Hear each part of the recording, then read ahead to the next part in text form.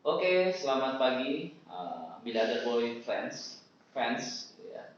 Jadi hari ini tujuannya gue kasih beberapa teknik-teknik untuk berjualan properti ya. Jadi cara gimana lu bisa dapat closing dalam waktu 1 detik. Nah, kok bisa pertanyaannya? Gimana caranya lu udah bisa closing properti dalam waktu 1 detik? Nah, gue di sini akan kasih tahu beberapa uh, cara dan teknik yang biasa gue lakukan. Nah, jadi yang pertama-tama lu harus memiliki doktrin ya. Doktrin adalah sebuah keyakinan yang harus dipegang teguh dan dijalankan oleh semua orang yang ingin sukses jualan properti. Nah, gua meyakini ajaran ini. Jadi, ajaran ini sebenarnya selalu gua udah ulang-ulangi terus. Jadi, gua melakukan setiap detik, setiap waktu, sepanjang hidup saya untuk terus-menerus memegang teguh dan menjalankan doktrin properti miliarder. Jadi namanya doktrin marketing miliarder. Ya. Ada beberapa teknik, yaitu ada 4 teknik guys yang paling penting. Yang pertama adalah iklan, lu share. Nah, caranya gimana? Share sebanyak mungkin di sosial media. Setiap hari, setiap pagi, siang, sore, malam. Jadi jangan sehari sekali. Jadi lu harus setiap dari pagi, siang, malam, lu semuanya lu share terus di semua sosial media, di platform OLX, terus juga di sosial media Instagram, TikTok, YouTube dan lain-lainnya.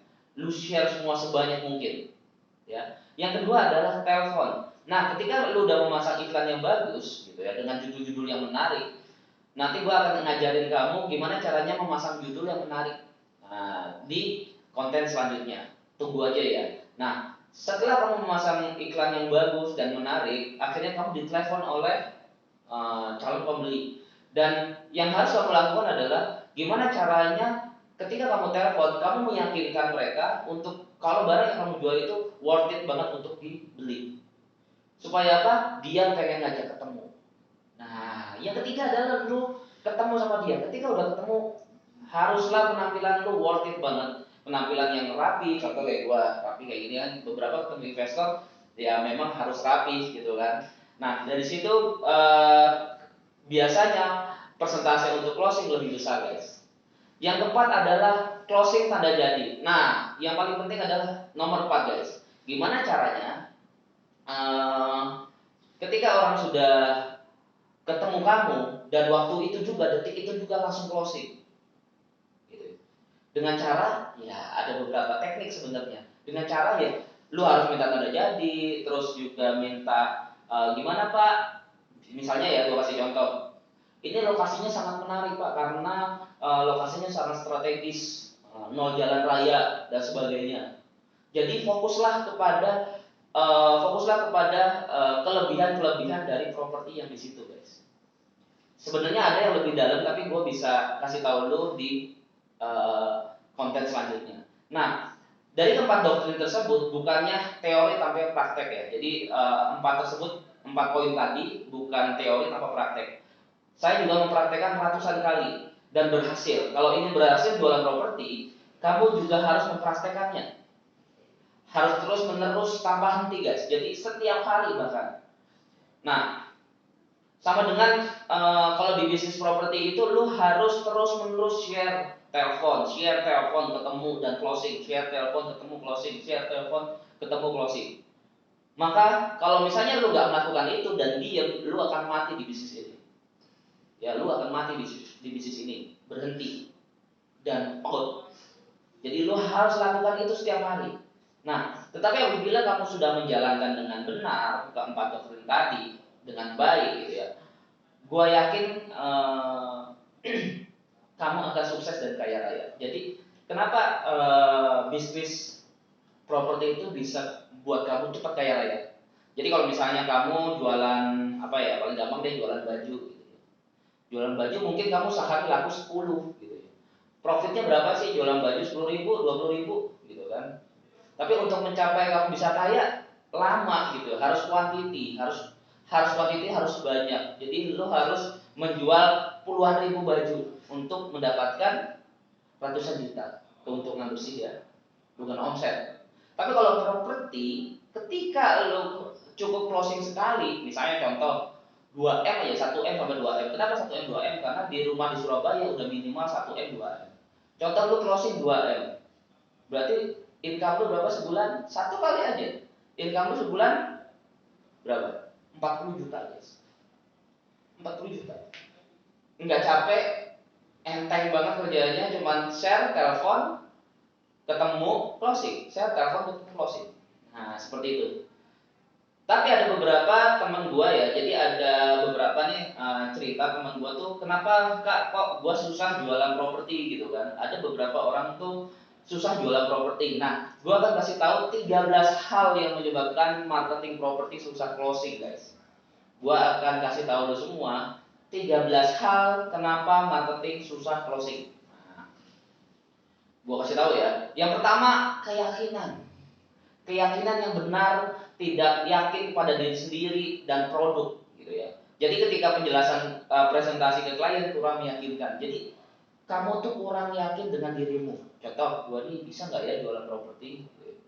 Gua nih bisa nggak ya jual properti? Atau benar nggak sih ini produknya? Produk jualan ini benar nggak? Rumahnya ini benar nggak sih? Aman nggak sih? Nah, bla bla bla bla. Ya. Hal itulah yang membuat ketika lu presentasi kepada investor atau kepada buyer, mereka juga ragu karena lu sendiri ragu, guys. Lu aja ragu dengan produk yang lu tawarkan. Jadi orang tuh bisa tahu kalau misalnya lu ragu apa enggak. Kayak gitu ya. Jadi yang paling penting, poin yang pertama adalah lu kurang meyakinkan. Berarti apa? Lu harus yakin. Ya, lu harus yakin, guys. Jadi harus yakin. Yang kedua adalah kenapa orang tuh sulit closing? Karena yang kedua itu tidak menetapkan target penjualan. Ketika bekerja dalam hanya datang ke kantor jam 9 pagi, terus juga lo gosip-gosip, bercanda-bercanda, nggak fokus gitu ya. Pulang jam 5 sore, lalu ngegosip lagi, melakukan hal yang nggak jelas tanpa target di dalam diri lu sendiri. Ya. Jadi orang-orang yang masuk kerja jam 9, pulang jam 5, terus juga ya udah santai aja ngegosip, dia nggak fokus dengan jualan, ya udahlah gampang, ya udah gampang gitu. Dia tidak akan produktif. Itu yang gue kasih tahu. Ya, gue kasih tahu sama lu. Tidak menetapkan target dalam penjualan yang tinggi. Jadi dia nggak punya target, ya udah mengalir aja. Itu yang kedua. Yang ketiga adalah tidak ingin kaya raya, gitu ya. Kurangnya keinginan menjadi kaya.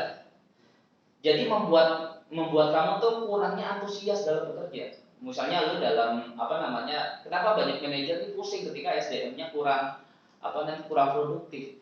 Karena disebabkan karena mereka nggak pengen kaya. Marketing mereka nggak produktif. Kenapa? Mereka yang nggak pengen kaya. Coba ketika mereka pengen kaya, pasti kerjanya luar biasa, guys.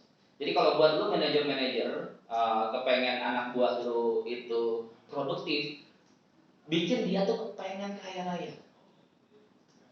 Jadi ketika orang pengen kaya raya itu kerjanya luar biasa, guys. Jadi kayak sama, kenapa? Gue tuh kerja keras pagi siang malam, kenapa? Karena gue kepengen kaya, gitu ya, pengen kaya raya. Gitu.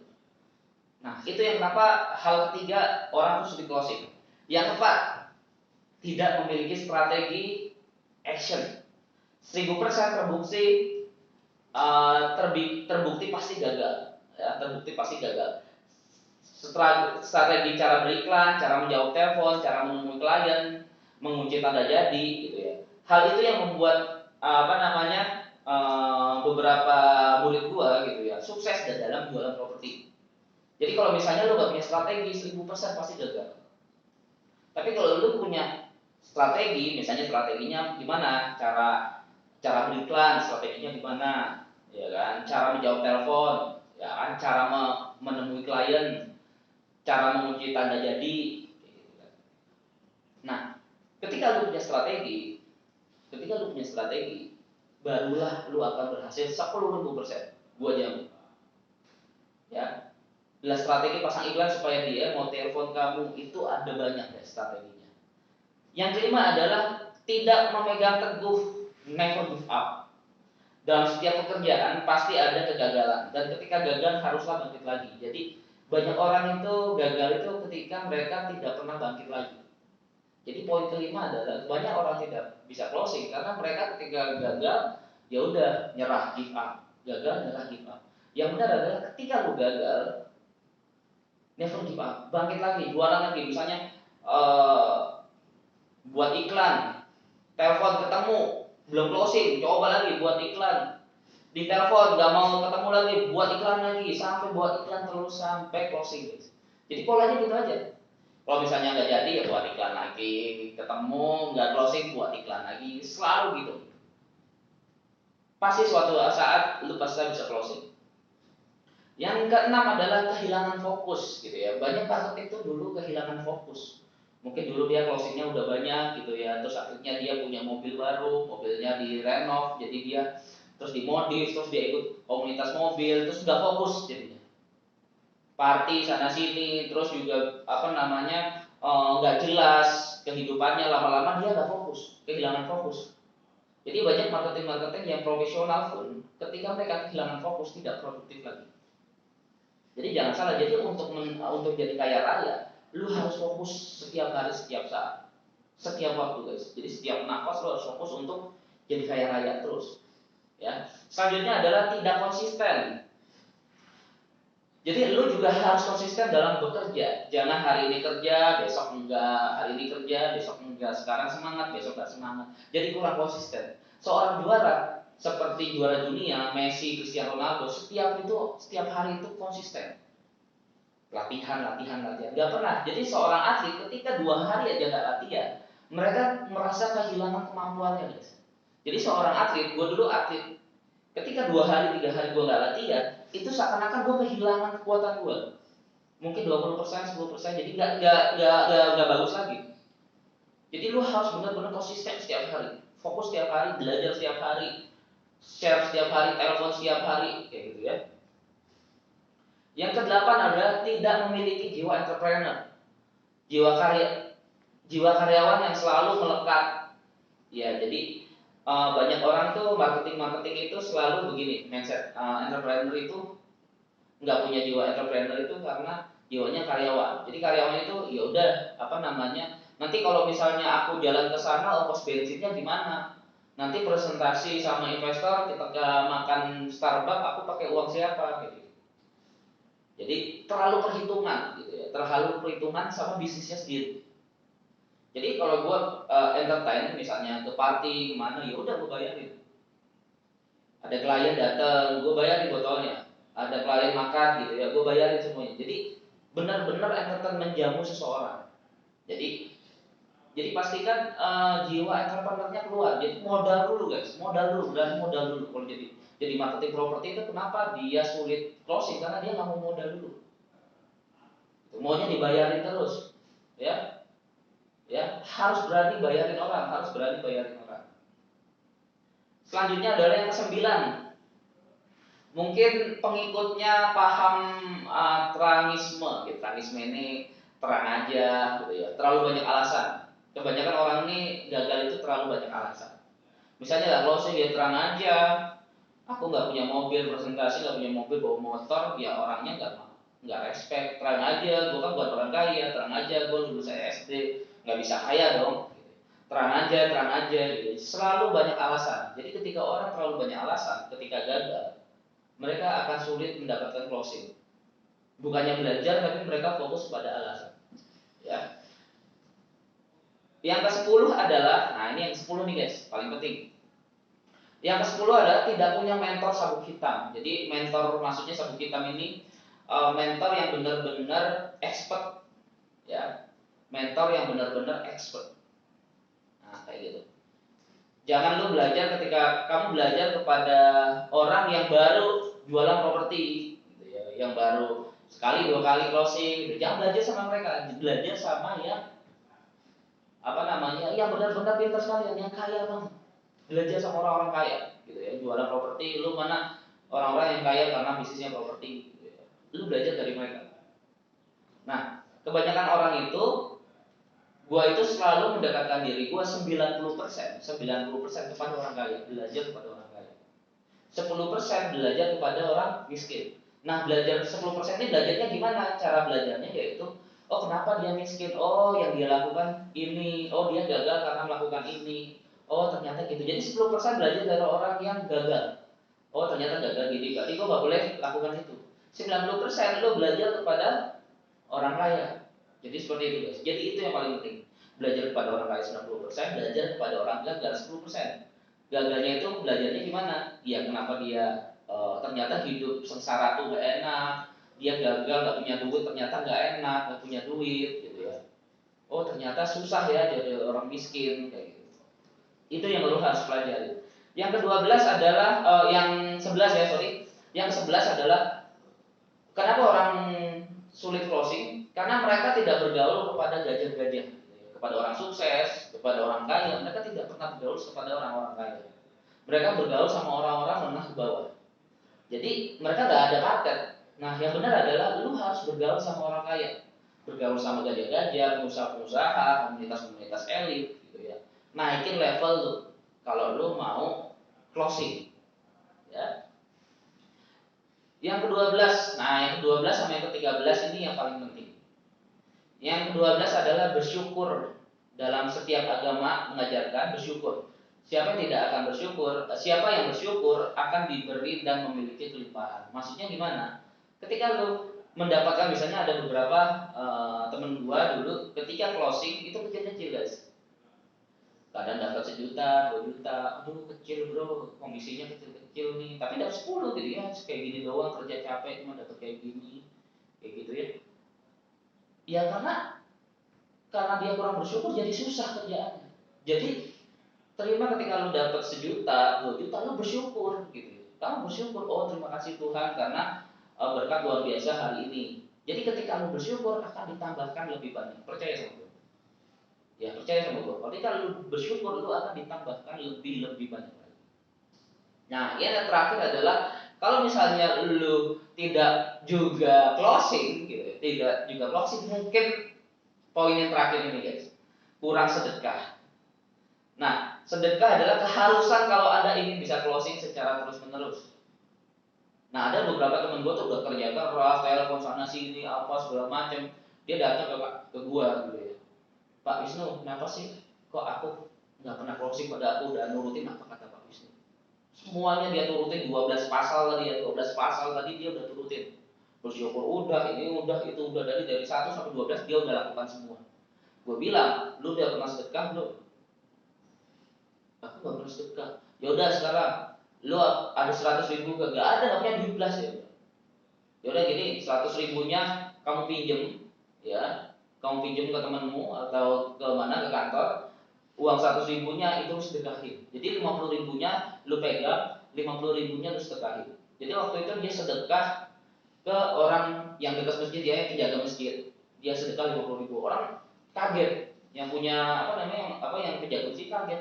Pak makasih pak, mengagetkan dia kan, kaget kan, gak segitu 50 ribu, gak ada yang pernah ngasih. Akhirnya 1 minggu kemudian dia closing. Jadi maksudnya gimana? Ketika lu memberikan rezeki kepada orang dengan kaget, gitu ya, Tuhan akan memberikan rezeki kepada lu dengan kaget juga. Wih, ternyata benar closing ya. Nggak dicari closing sendiri. Bahkan rezeki itu lu nggak perlu dikejar, dia datang sendiri guys. Ya, jadi ngagetin gitu loh. Jadi gua menyarankan lu jangan sedekah yang kecil-kecil, walaupun lu ikhlas. Sedekah misalnya 50 ribu, 100 ribu, walaupun gak ikhlas, bener gak ikhlas lo, 50 ribu emang, 100 ribu emang gak ikhlas. Lebih baik sedekah tidak ikhlas, tapi lu dapat rezeki, daripada lu 1.000, 2.000 gak terasa walaupun lu ikhlas. Sedekahlah yang gak ikhlas, walaupun lu sedekahlah yang besar walaupun lu gak ikhlas, rezeki lu pasti banyak. Percaya sama gue, sampai lu di titik lu ikhlas, mau kasih besar ikhlas. Ya, jadi semoga konten-konten ini bermanfaat buat gua. Mungkin misalnya lu ada pertanyaan lebih lengkap, lu bisa langsung aja DM di Instagram gua di Miliarder Boy ya. Jadi di bawah ini ada Instagram, lu bisa langsung follow dan komentar. Atau lu mau informasi lebih lanjut, lu bisa langsung aja DM di Instagram. Terima kasih, selamat pagi, semoga konten-konten gue ini bermanfaat buat lo semua. Thank you, see you, goodbye.